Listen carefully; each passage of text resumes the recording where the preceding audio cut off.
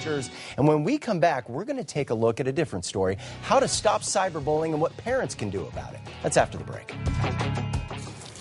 All right, we want to take a few moments and talk about cyberbullying. And really, I would like to say that it gets worse in the summer, but we are in the age of technology where this is bad for our kids now. Every single day of the year, in school and out of school. And so we want to be able to provide you some advice on how to spark up that conversation with your kid and also spot some warning signs. So Dr. Alexander Hamling from PacMed joins us as we do head into summer. But what we notice is kids are on their devices all of the time. So let's start out by talking about what is cyberbullying, because it can be something as minor as what? Simple one-on-one text messages, can be individual posts on Facebook, but can be also widespread where groups of kids will gang up and make multiple posts or reshare tweets back and forth. So that would be a larger instance of cyberbullying.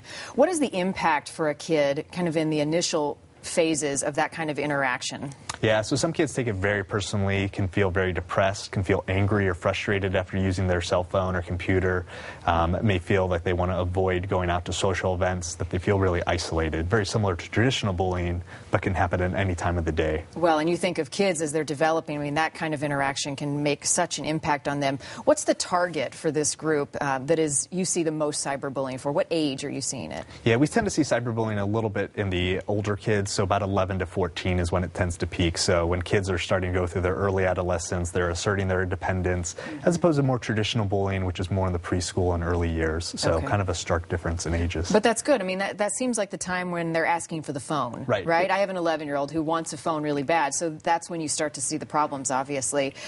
What kinds of symptoms should we be looking for, then, that they may be impacted and having some issues with cyberbullying? Yeah, so definitely feeling frustrated, avoiding use of their phone if they've normally gravitated to it, feeling angry or frustrated or depressed if they've just gotten off their computer or tablet, being socially withdrawn, crying for no reasons. And you have 3 good questions that we should ask them to help strike that conversation, because often we don't really know what to say. Absolutely, yeah. I always recommend starting broad. So just asking your child, you know, other kids are sometimes picked on. Do you have any of your friends that have ever been picked on? Then moving a little bit more specific, have you ever been picked on? And then lastly, have you ever picked on anyone before?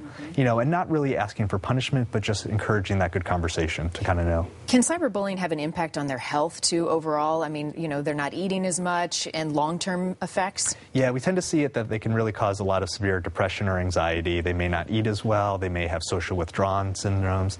They may, you know, not want to participate in their activities or have increased school avoidance during the school year as well. So let's say you have that conversation, you ask those 3 questions, and they say, yeah, I'm dealing with some issues. What's your next step as a parent? Yeah, so definitely, you know, reassert and be proactive for your child that bullying is bullying and should not be tolerated.